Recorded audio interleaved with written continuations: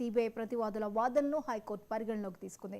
ఈ తీర్పుతో శ్రీలక్ష్మి వ్యవహారంలో సిబిఐ కోర్టులో ట్రయల్ జరగనుంది. గతంలో తెలంగాణ హైకోర్టు ఆమెకు విముక్తి కల్పించగా సుప్రీం ధర్మాసనం దాన్ని కొట్టేసింది. ప్రతివాదుల వాదనలను పరిగణలోకి తీసుకోలేదన్న సిబిఐ వాదనతో సుప్రీంకోర్టు ఏకీభవించింది.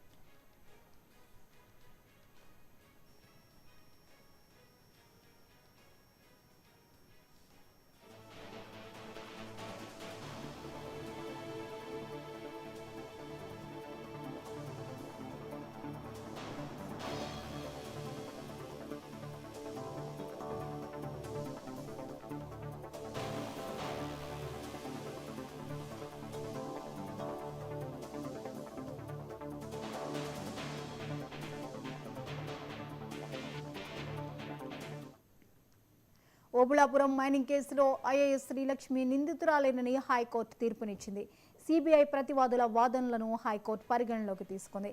ఈ తీర్పుతో శ్రీలక్ష్మి వ్యవహారంలో సిబిఐ కోర్టులో ట్రయల్ జరగనుంది. గతంలో తెలంగాణ హైకోర్టు ఆమెకు విముక్తి కల్పించగా సుప్రీం ధర్మాసనం దాన్ని కొట్టేసింది. ప్రతివాదుల వాదనలు పరిగణలోకి తీసుకోలేదన్న సిబిఐ వాదనలతో సుప్రీంకోర్టు ఏకీభవించింది.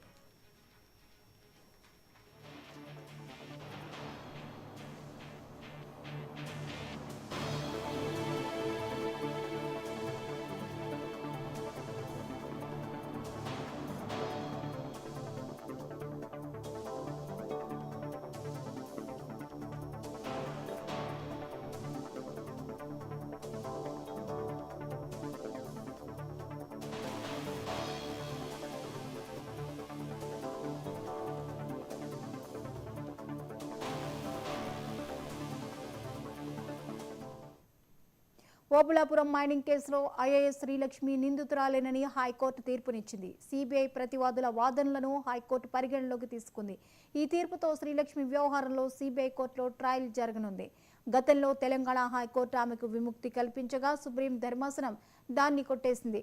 ప్రతివాదుల వాదనలు పరిగణలోకి తీసుకోలేదన్న సిబిఐ వాదనలతో సుప్రీంకోర్టు ఏకీభవించింది.